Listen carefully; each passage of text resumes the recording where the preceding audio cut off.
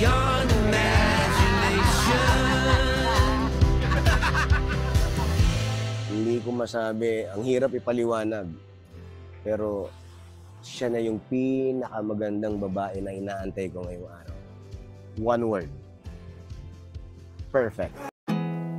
There's not much to do when all I can is thinking about you not doing well.